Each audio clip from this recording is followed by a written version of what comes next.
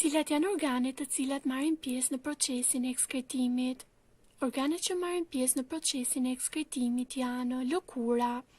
Lëkura ekskreton ujë, kripra minerale dhe sasi të vogla azoti nëpërmjet procesit të djersitjes. Mushkëritë ekskretojnë dioksid karboni dhe avuj uji nëpërmjet procesit të frymënxjerrjes, ndërsa veshkat ekskretojnë mbetja azoti, uji dhe kripra minerale nëpërmjet procesit të urinimit. Për sa i përket ndërtimit dhe funksionit të veshkave, do të flasim në vijim. Çfarë është procesi i ekskretimit? Ekskretim quhet procesi gjatë të cilit nxirren jashtë të trupit lëndë të panevojshme, të cilat kthehen në toksike nëse qëndrojnë në brendësi të organizmit. Lëndët toksike nuk janë gjë tjetër veçse lëndët helmuese. Nëpërmjet ekskretimit nxirren jashtë mbetjet e proceseve metabolike, të cilat nëse qëndrojnë në qarkullimin e gjakut kthehen në toksike. Rregullohet volumi i lëngut jashtëqelizor, duke siguruar lëndët e nevojshme që të qarkullojnë në të, dhe rregullohet pH-i i gjakut nëpërmjet riabsorbimit të lëndëve nga gypat e nefronit. Si është ndërtuar aparati i ekskretimit?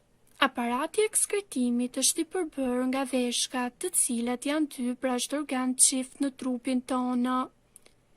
Nga veshkat dalin ureterët, një ureter për secilën veshkë. Ureterët përfundojnë ose janë gypa të cilët lidhen me fshikësën urinare. Në fshikësën urinare grumbullohet urina, dhe fshikësa urinare komunikon me mjedisin e jashtëm përmes uretrës, që është një kyp përmes të cilit urina del jashtë, pasi nëse do të vazhdojë të qëndrojë në brendësi të enëve të gjakut, kthehet në toksike dhe helmon organizmin duke shkaktuar vdekjen. Nefroni. Nefroni është njësia bazë ndërtimore dhe funksionale e veshkës. Funksioni i nefronit është filtrimi i gjakut. Nefroni përbëhet nga dy pjesë, të cilat janë glomerula dhe kapsula e Baumanit. Unë kam paraqitur një pamje të nefronit. Kjo është një strukturë maket e krijuar për të treguar më mirë në mënyrë të zmadhuar si është ndërtuar nefroni. Po të shikojmë me vëmendje, këto valëzime nuk janë gjë tjetër veçse enët e gjakut, dhe kjo strukturë që unë po tregoj me shigjetë quhet glomerula. Ka enë hyrëse ose aferente dhe enë dalëse ose eferente. Ndërkohë që glomerula rrethohet nga kjo strukturë që unë po e tregoj me shigjet që quhet kapsula e Baumanit, ku bëhet filtrimi fillestar ose primar dhe krijohet filtrati glomerular. Ndërtimi i veshkave. Veshka është e përbërë nga këto struktura anatomike ndërtimore. Shtresa më e jashtme që rrethon veshkën quhet kapsula. Vazhdoj me pjesën që unë po tregoj me shigjetë, që është pjesa e korteksit ose ndryshe quhet korja e veshkës. Po ta shikoj me vëmendje, pjesa e korteksit ose korja e veshkës është e përshkuar nga enë gjaku. Pjesa tjetër është medula veshkore. Këto pjesë ose medulat ka në pamjen e piramidave dhe shpeshherë quhen me emrin piramida renale. Në zonën e korteksit dhe në zonën e piramidës ndodhet struktura funksionale e veshkës që quhet nefroni, është struktura më e vogël funksionale e veshkës. Nefroni dërgon ujin e tepërt, kriprat minerale dhe mbetjet e azotit në formën e urinës primare në drejtim të kaliksit. Kaliksi është kjo pjesë që unë po tregoj me shigjetë. Ky ujë i tepërt o kryper minerale të tepërta dhe mbetjet e azotit përfundojnë në pjesën vazhduese të kaliksit që është legeni i veshkës. Dhe nga legeni i veshkës kalojnë përmes ureterit në drejtim të fshikës urinare. Veshka përshkohet nga ende të shumta gjaku, siç e shikojmë edhe në figura. Ena që hyn në brendësi të veshkës quhet arteria renale dhe e pasuron veshkën me oksigjen dhe me lëndë ushqyese, në mënyrë që veshka të ushqehet por dhe të kryej proceset biokimike, ndërsa vena renale largon gjakun e papastër nga veshka. Për kufizimi i proceseve që ndodhin në tubat e nefronit. Filtrim quhet procesi gjatë të cilit molekulat si uji, kripërat, aminoacidet, glukoza, urea kalojnë nga glomerula në drejtim të kapsulës së Baumanit. Në kapsulën e Baumanit krijohet filtrati glomerular. Reabsorbim quhet procesi gjatë të cilit ripërthithet uji, glukoza, disa kripëra dhe aminoacidet nga enët e gjakut.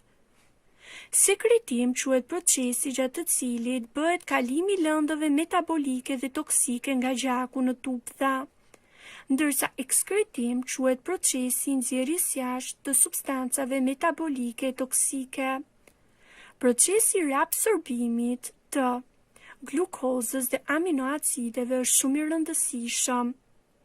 Glukoza dhe aminoacidet ripërthithen nga enët e gjakut, që janë arteriet eferente. Nëse në urinë do ketë përmbajtje të glukozës së aminoacideve, atëherë personi ka probleme në veshka. Si realizohet sekretimi i urinës në veshka? Njësia bazë funksionale e veshkës është nefroni. Nefroni, siç e përmenda dhe më parë, përbëhet nga glomerula, që është enjë gjaku, shumë herë e përdredhur, dhe kapsula e Baumanit. Glomerula formohet nga një arterie aferente ose hyrëse, e cila pëson shumë përdredhje dhe vazhdon me arterien eferente ose dalse. Disa procese të rëndësishme ndodhin në gypat e nefronit. Janë procesi i filtrimit, riabsorbimit, sekretimit dhe skretimit. Në zonën e kapsulës së Baumanit ndodh filtrimi dhe formohet filtrati glomerular. Po çfarë është filtrimi?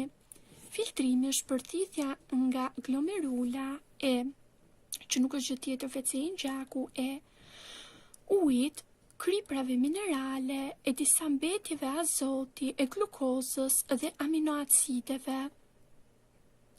Ky filtrat vazhdon në gypthin e nefronit.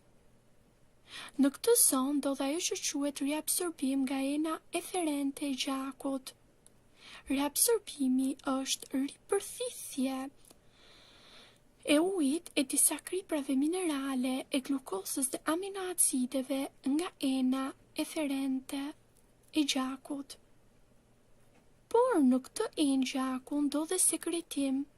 Sekretim është rikalim i ujit, i disa kriprave minerale dhe lëndëve të tjera të cilat kthehen në toksike për gjakun dhe për organizmin në drejtim të gypthit të nefronit, i cili vazhdon më pas me traktin spritës.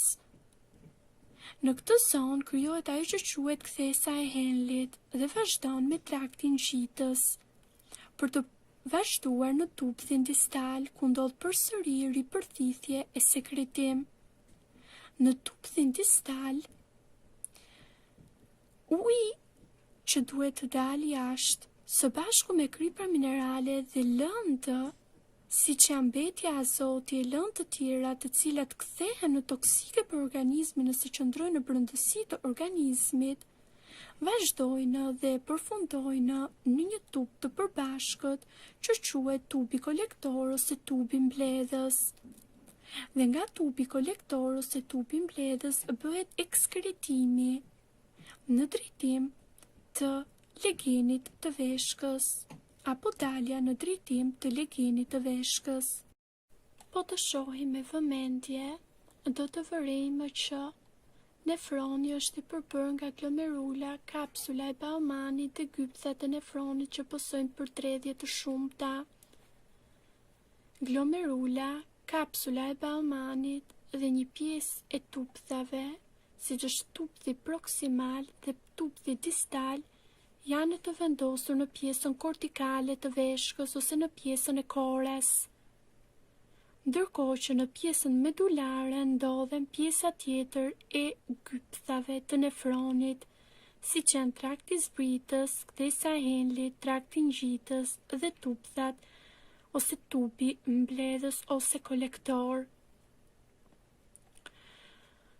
Në tërësinë e këtyre tupthave ndodhin procese shumë të rëndësishme që janë filtrim, riabsorbim, sekretim dhe ekskretim.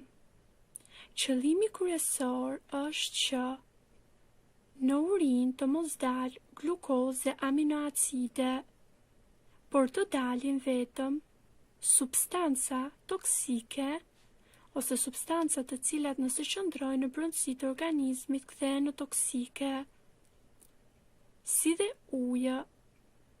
Nëse urina do të ketë përmbajtje të glukozës dhe aminoacideve, kjo tregon për probleme të ndryshme që mund të kenë veshkat ose tupthat e veshkave. Përmbajtja e glukozës në urinë tregon për probleme të ndryshme që mund të ndodhin në strukturën ndërtimore anatomike të veshkës. E njëjta gjë ndodh edhe me përmbajtjen e aminoacideve në urinë. Këto tregojnë probleme shëndetësore në strukturën anatomike ndërtimore të veshkës dhe në gypat e veshkës, siç janë ureterët që përfundojnë në fshikësën urinare. Si realizohet eliminimi i urinës? Eliminimi i urinës nga veshkat realizohet nëpërmjet një procesi që quhet refleksi i urinimit. Nëse fshikësa urinare mbushet me urinë në mënyrë maksimale, atëherë ngacmohen receptorët që ndodhen në strukturën ndërtimore të fshikësës urinare. Këto receptor e dërgojnë sinjalin në drejtim të palcës kurrizore.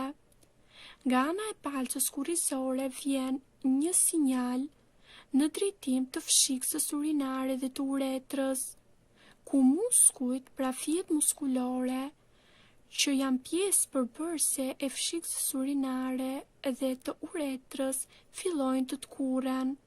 Përpasoj bëhet e mundur hapja e unazës muskulore, e cila ndodhet në zonën e uretrës duke siguruar zbrazjen e fshikësës urinare.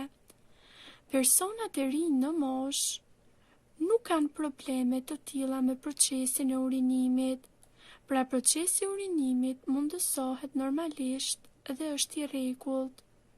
Personat shumë të mëdhenj në moshë ose personat që posojnë aksidente të ndryshme shfaqin probleme me procesin e urinimit dhe me refleksin e urinimit, aq sa ato e kanë të pamundur të kontrollojnë këtë lloj refleksi.